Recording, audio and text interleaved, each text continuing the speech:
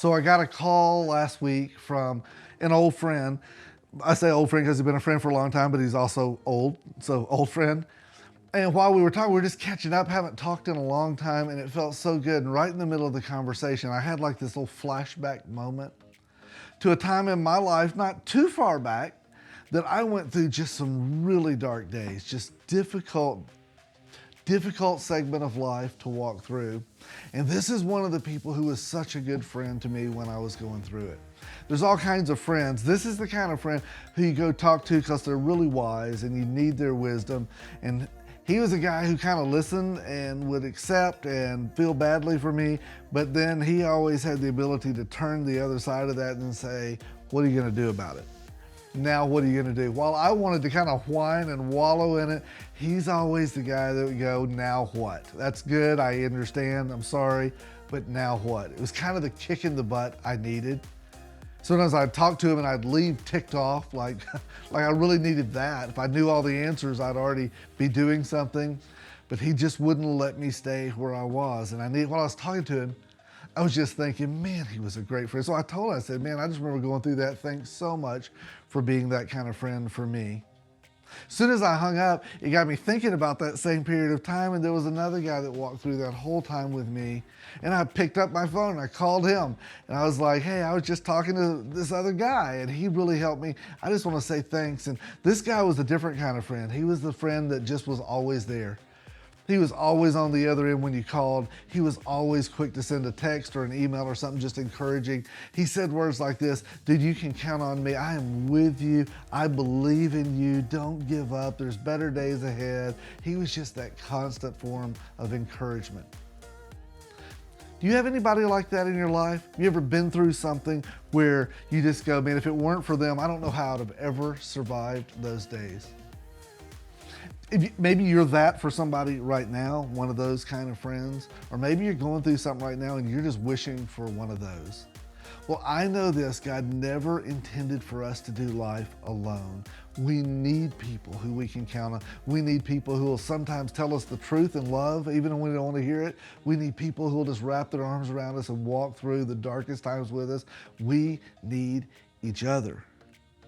That's what we're going to dig in today.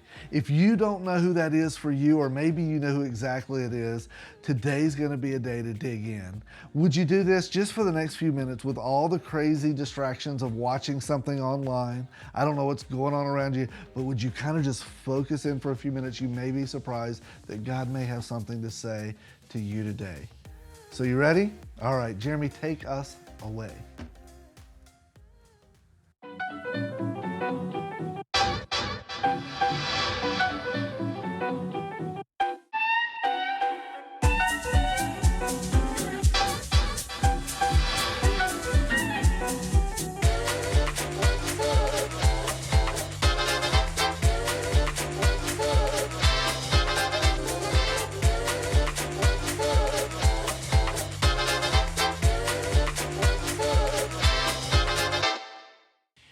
Can I just tell you that you have literally wasted your time today?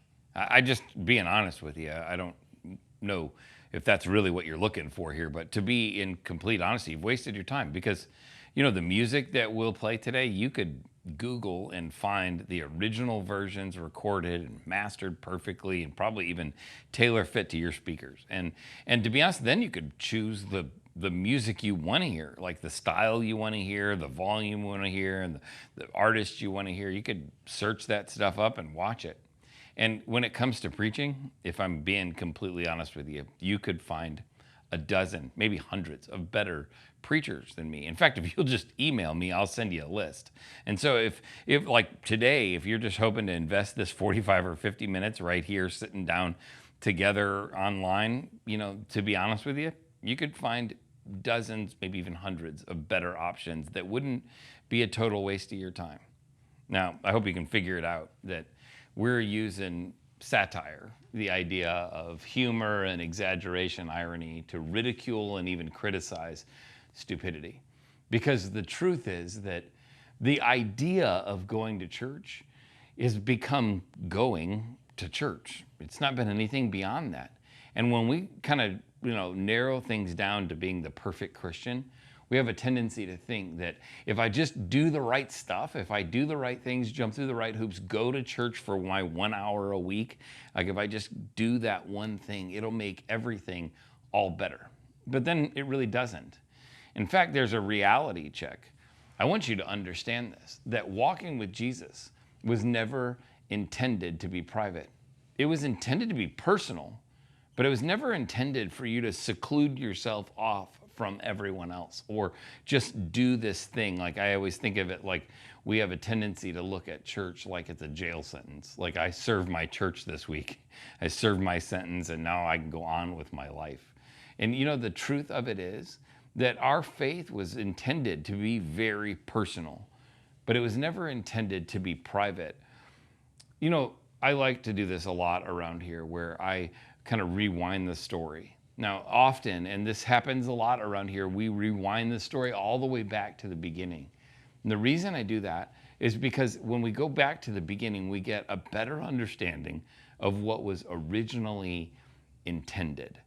Like, for instance, you know, this idea of going back to the book of Genesis. Now, sometimes that provides a little bit of tension for us, doesn't it? Because you may not believe everything exactly the way you maybe have heard it in your story or your understanding of the book. But let's understand it together, whether you accept it, whether it was one day or 1 week, or whether it was a year or 1,000 years each day, it doesn't really matter. Because the story of Genesis begins with God, with us telling the story of the creation of everything that is. And it starts with God saying, "Let there be light." And there was light. Now, whether it took a day, a week, a month, a year, or 1,000 years, it doesn't matter to me. God had the power to say, "Let there be light," and light happened. And here's the best part. It ends with this statement, "And God saw that it was good." Let there be light, and it was good. And then it goes on. It says that he created the heavens and the earth, and he saw that it was good.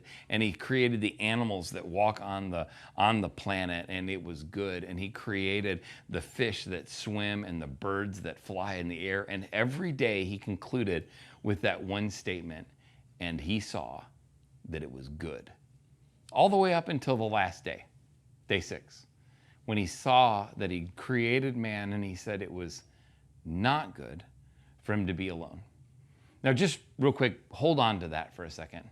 In the 1930s, there was a man who was born even before that, who ran in the Olympics. His name was Louis Zamperini. Now, if you've ever seen the movie or read the book Unbroken, the movie was directed by Angelina Jolie, and it was fantastic. Not as good as the book, but I'm sure the book wasn't as good as his life.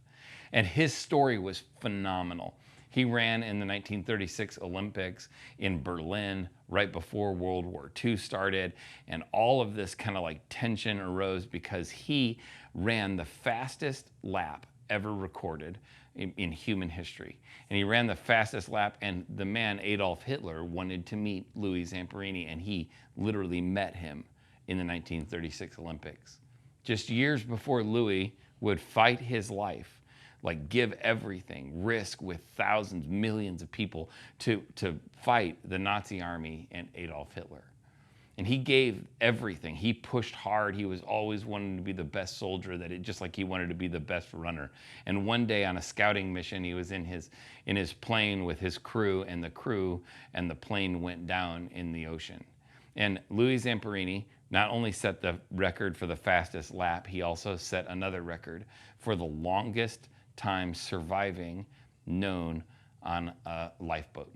That's right, for 47 days, Louis Zamperini and one other person from his crew were stranded on a lifeboat in the middle of the ocean with nothing to eat, just wasting away to nothing, completely and totally alone, until the day came when they were rescued. But their rescue wasn't as great as they'd hoped. Because instead of being rescued by, a fisherman or being rescued by, one of the Allied troops' ships, they were rescued, I guess you'd use the word rescued, by a Japanese fighter ship. That Japanese fighter ship took Louis and his one partner from his flight and put them into an internment camp. And they were tortured and beaten and secluded and alone and just ridiculously abused. His story went from setting a record right? A world record to setting another record to being in seclusion and isolation. And when the war ended, he moved back home. And even though he was surrounded by people, he was alone. And his life crumbled and fell apart to alcoholism and struggled and struggled and struggled until he ultimately found Christ. Here's what I want us to get in this, is that it's not good for us to be alone. God knew in the first chapter of Genesis the same thing that you and I know in real life every single day. It is not good for mankind to be alone. We were never created for that. In fact, if you're going to look at it, if you think about the last year, and today is a special day for us as a church, because 1 year ago this week, we started Journey Church online. You're able to experience church online a year ago today because we invested in this. But this whole COVID world that we've, kind of understood and lived in for the last year, this whole world has created another pandemic in its wake. We've taken one pandemic that we can protect ourselves against to some degree by isolating, or maybe protect others by wearing a mask. But what we haven't been able to do is protect ourselves or other people from the isolation and loneliness that's a part of the world we live in today. In fact, medical news today said this: 80% of people from ages 18 to 35 started reporting experiences of significant depressive symptoms due to the loneliness during this COVID-19 season. It's a huge issue. A huge issue in a time when churches like Journey have had to take a step back because of all the social concerns and of the pandemic. We've had to take a step back from things like our efforts in Celebrate Recovery and helping people find hope and find a way out of their hurts and their habits and their hangups. We've responded to one COVID problem and created an entire other problem right behind it. Recognizing again what God knew all the way back to the first part of Genesis, that it's not good for a man to be alone. So God responded to the not goodness, because it's never, ever good enough for God to say, well, it's not good, but it's good enough. That's not how he works. In fact, I want to just say this to you. If it's not good, then God's not done. Because when God says it's not good, he doesn't go, well, it's not good, but that is what it is. God says, it's not good for a man to be alone. And then in Genesis chapter 2, he does this. The Lord said, it's not good for a man to be alone. I will make a helper who is just right for him. That's such a powerful word, isn't it? Just even as I look at it, that word helper, I will make a helper alongside, somebody who comes along. Now, this has implications in a lot of places, and you've undoubtedly heard us talk about the implications of this word helper alongside in terms of marriages and relationships. But it's much deeper than that. It's not good for a man to be alone in any circumstance. In fact, if I don't do this a lot, but I want us to point out what this word really is. I don't like to talk about original languages because it makes, I kind of feel like we're arrogant or something. But in the original language, this word is ezer kenegdo. And it just means a helper alongside. I want us to get again what's going on here in Genesis. God says, look, it's not good for a man to be alone. So I will make it good. Remember, we said that. If his story is not good, then God's not done with it. Because when something is not good, God works until it is good. It is not good for a man to be alone, so I will make it good by making someone to come alongside of. God has given you an ezer kenegdo. Maybe some ways, in some parts of your life, that's your spouse. But it's important for us to recognize that he's given us other helpers alongside. He's given us other people that come around us. I have a lot of ezer kenegdos in my life. People who are strong when I'm weak. In the Old Testament, there's this story of Moses, who God told him to hold his arms up when he was in battle. And there was this problem that when he let his arms down, they began to lose. But when he would raise them up, they could win. And his brother, Aaron, came alongside of him and held his arms up. People are intended to be strong when you're weak. Man, I'm super thankful for the people on our staff team at Journey. I mean, we've got a fantastic, amazing team of people who, when I'm weak, they're strong. They fill in the gaps. They push forward. They're always there for me. They're people who've been a part of my story, some of them for 15 or 16 years, others of them for 10 or 11 years, others for the past few. Some of them, like Tiffany, who's been a part of Sheila and our story for 25 years. It's pretty crazy how God has given us a Zer Kenegdos who come alongside of us, and they're strong when we're weak. But it's not just that, is it? Like, they encourage people to keep going. People in your life, as Zer Kenegdos, encourage you to move forward. I've got some really great people in my life, some Azer Kenegdos who have come alongside of me and encouraged me to move forward. My friend Rob is constantly pushing. He doesn't mind telling me the truth when I need to hear it. My friend Ben, who lives in Ohio, is constantly an encouragement to me to be more like Jesus tomorrow than I am today. My friend Jerry, who's been my friend since I was 15 years old, encourages me to be more like Jesus tomorrow than I am today. You see, God has given us people around us to encourage us when we're in need, encourage us to move forward. But it's not enough that I just experience that encouragement and help from them. I need to be that for them. People are there for me, but they're intended also for me to be there for them. You see, relationships are a two-way street, and we need to have that same perspective. In fact, Proverbs 27 says it this way: as iron sharpens iron, so one friend sharpens another. It's a two-way street. And a Zer Kenegdo that's in your life is intended for you to be there for them. And maybe they support you and you support someone else, but the reality is that it's not good for a person to be alone in this world. You need people alongside of you. You need a connection, a reality that's deeper than just showing up. And that, my friend, is exactly what church is intended to be. Church is intended to be the kind of gathering where you find people who are your helpers alongside and people to whom you can be there as their connecto, their helper alongside in that moment, in that real-time space. So church is not just about watching the music that you like, or watching the music that you're fed, or listening to a communicator that you like, or a communicator that you've been given. It's about connecting with people. So let me just encourage you in this, whether you've been enjoying church online for the whole last year that we've been offering it, or maybe today is your first day, don't let church, online or in person, become about serving your church, checking the box, doing the thing. Because there is no version of the perfect Christian that includes you just doing life alone and autonomous and serving some sort of religious checkbox. And let me just encourage you this. If you've been enjoying church online because the COVID pandemic has pushed you away from crowds of people, maybe now as time is kind of moving forward and we're beginning to see more experiences with the vaccine and all that kind of stuff, maybe it's time for you to consider moving forward in terms of your reattachment to a personal gathering. And I just want to bring this to you.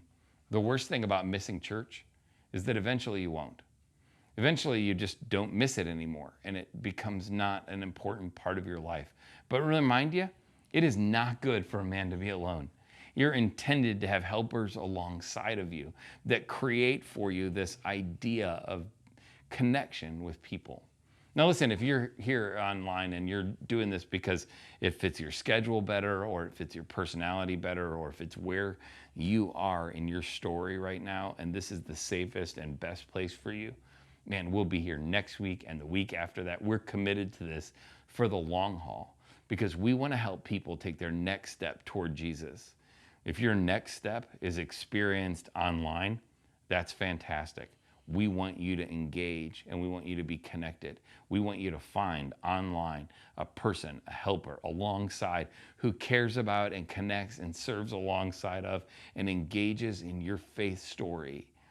But if you're in person online because you can't be in person right now, and maybe it's time for you to consider that it might be your next step to rejoin personal in-person gatherings.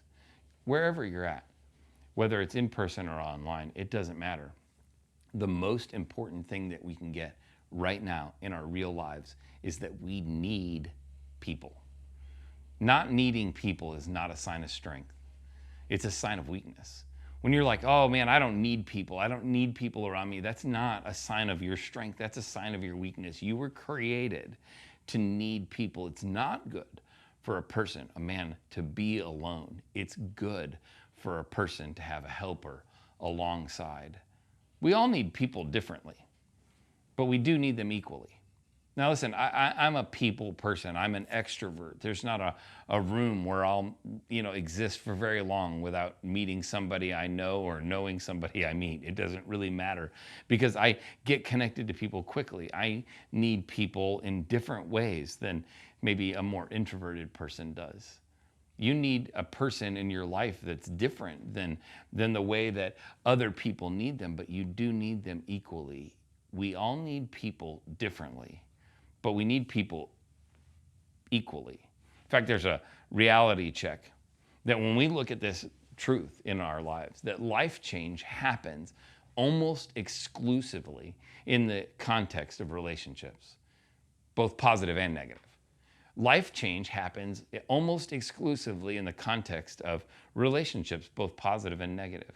When our lives, your life is true in this, like when your life has changed positively, it's happened generally in the context of a relationship, a positive relationship.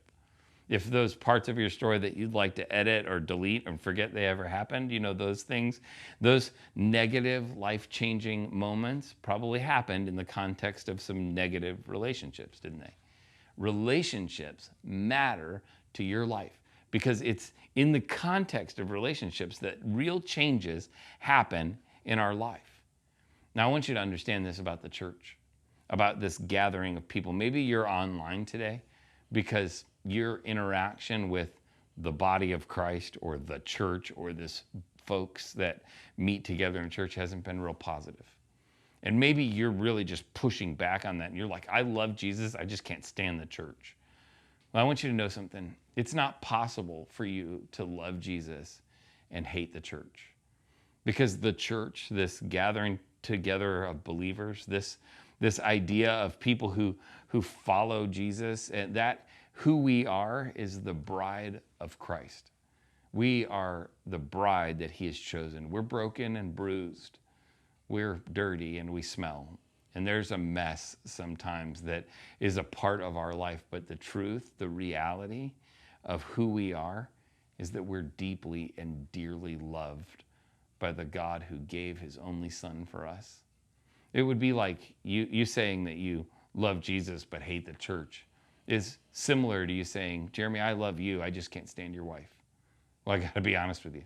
If you said that to me, I love you, but I just can't stand your wife, we're not friends. We don't get along. I love my wife dearly, and I'll never let you say a negative word about her because I love her. And the same thing is true of God's bride, that the church is the bride of Christ, and it may not be the most beautiful. We may not be the most amazing people, but we are loved by the most amazing God. So I want you to understand something. The vision of life that God has for you, that God intends for you, it's meant to be shared with other people who are like-minded, people who come alongside of you. In fact, again, remember, we like to rewind the story back to the beginning because we get the very best picture of what something looks like as early as possible.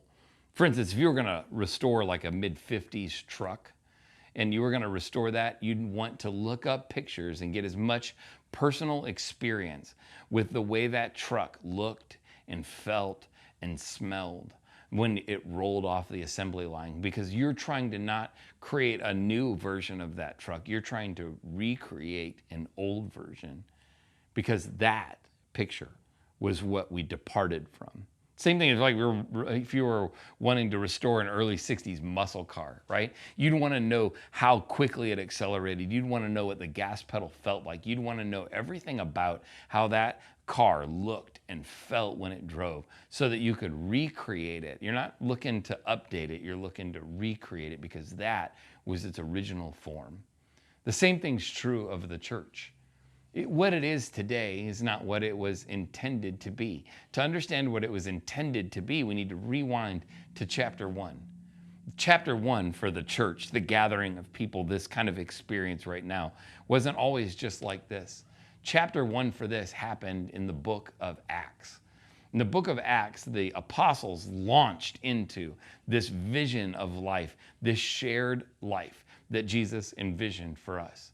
In the first couple verses in Acts chapter 2, or last couple verses, it says this: all of the believers devoted themselves to the apostles' teaching and to the fellowship and to the sharing in meals and to prayer, and deep sense of awe came over them all. And the apostles performed many miraculous signs and wonders. And all of the believers met together in one place and shared everything they had. Look at this next verse. They worshiped together at the temple each day, met in homes for the Lord's Supper, and shared their meals with great joy and generosity. Does that sound like the church experience you've had so far? It doesn't sound like it to me. I mean, great joy, generosity, sharing beautiful things like miracles and all that kind of stuff. That doesn't generally describe what I've experienced in church. What that sounds like is a totally different animal than what I've experienced. Maybe for you, you wouldn't use words like generosity and kindness and welcoming and loving and miraculous. Maybe you'd use words like boring, cheap, lame. Maybe you'd use words like fraudulent or hypocritical. Maybe you, when you're describing the idea of church, you'd use words like useless. Well, I want you to understand something. Church is kind of weird like this. You can't get out of church what you didn't put into it. I always say it like this. Church is like the stock market. You can't cash a check from it until you've invested in it. You can't cash a check from it until you've invested in it. You can't win if you don't play, to coin the lottery's phrase. Right? So here's the thing that we understand is that when we only evaluate the value of gathering together as the church, when we only evaluate it as an outsider looking in, we'll never understand it. It's not possible for us to see the value of the stock market from the outside when other people are benefiting. The only way to do that is to take the risk of investing in it. And then we'll be able to evaluate or understand or experience the value that we're intended to get. So maybe this is where you're at. Maybe you know that it's not good for a man to be alone. Maybe you know that there's something there that you're intended to experience or share with people. Maybe you know without any doubt that church is something that you need to invest in. So how do you do that? How do you do that online? How do you do it in person? How do you do it in your real life? Well, I really kind of have 3 very simple kind of next steps for you to do. The first one is to find a friend. Now, like, remember the Apple app, Find a Friend, right? You could like find people that you already know, you'd look them up, you get their permission, and then you could see on a map where they are. Well, church is a little different. We don't get to know who they are first and get to know them. We get to take a risk. It's tough, isn't it? Finding a friend and it involves taking risk. It's an investment that costs you something specific. It costs your time, it costs your effort, it costs your energy, but it also costs that internal risk, doesn't it? It requires us putting ourselves out there. So let me just give you a few practical real life steps on how you can do that. I know it seems lame to comment, right? To comment along the way, like saying, yes, I agree, or man, I really struggle with that. It feels awkward, doesn't it, to say those things? But man, that's an investment of yourself in this. And I'll promise you this, whenever you make an investment online or in person, whether it's commenting or sending that welcome card in, or you comment with a prayer request, I promise you, those things are not done at just kind of an empty investment. Every investment you make will be answered. I promise we'll do everything we can to honor and to exemplify, or to amplify your investment. I promise if you'll take the risk and put yourself out there, we'll do everything we can to make it valuable in your life. It's how we begin to find friends. We connect our name.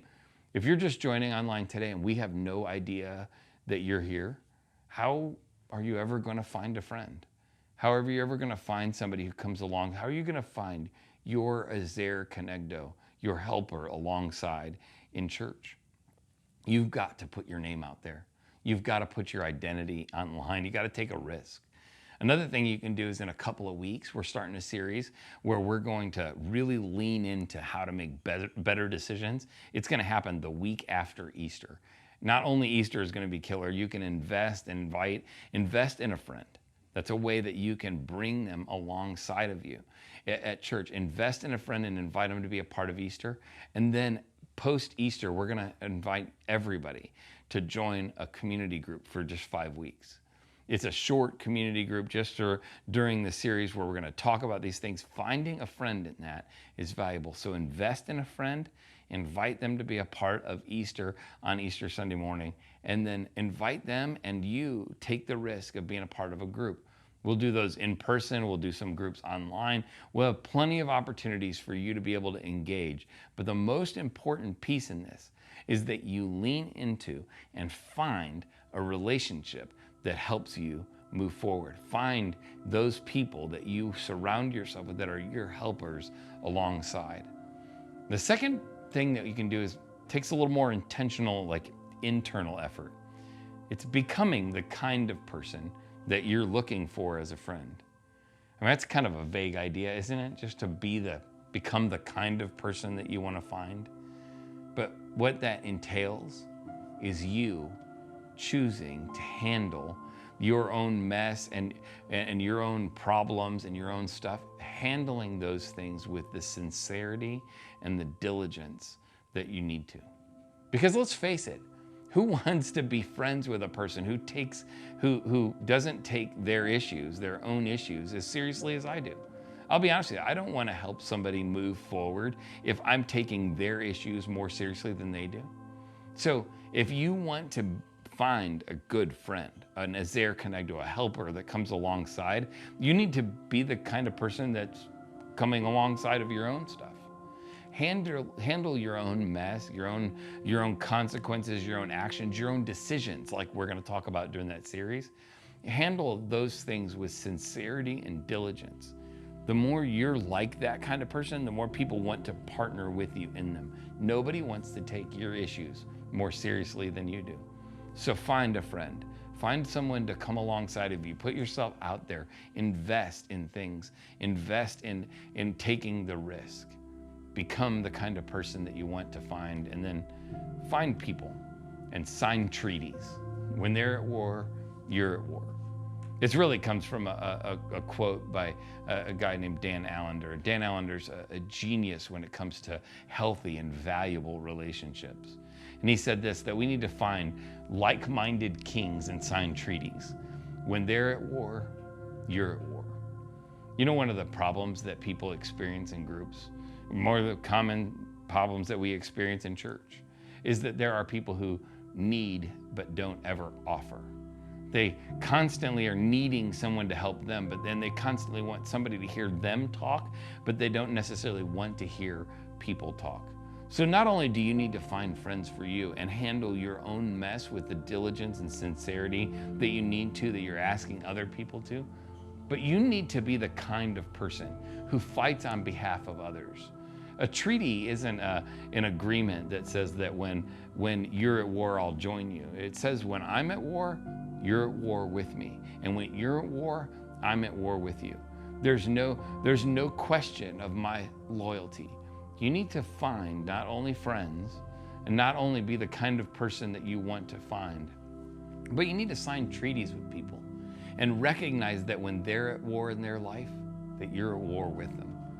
I think great ways to do that in real life and real church and to get out of your life is to invest in serving around here, whether it's online in our digital communities or in person, or leading a group, or caring about some things, or getting involved in some kind of ministry around here. You're locking arms with God's people and saying, whatever you're about, I'm about with you. It's a great way for you to experience the relational value of connectivity inside of a church setting. Church isn't about you just kind of jumping through the hoops. It's not about you attending. To be honest with you, if you just want to attend church If you just want to show up, I mean, to be honest with you, you can Google a couple of songs. You can pray on your own. You can find a ton of better preachers. And I do sincerely mean that, and I don't even think that's an insult. There are tons of better resources available if it's all about information and experience. But one thing that we can offer you, if you'll lean in and invest in it, is we can offer you Azer Conegdos, helpers that come alongside of you, that are the kinds of people that you want to be around. They're the positive influences in your life that help encourage you, move you forward. They're strong when you're weak. They're the people that you can invest in. They're the people that can help things move forward and experience the life change in the context of positive relationships that you were intended to have. So just choose that, would you? Would you choose to say, I don't want to serve church. I don't want to go to church. I want to do church. I want to be a part of the church.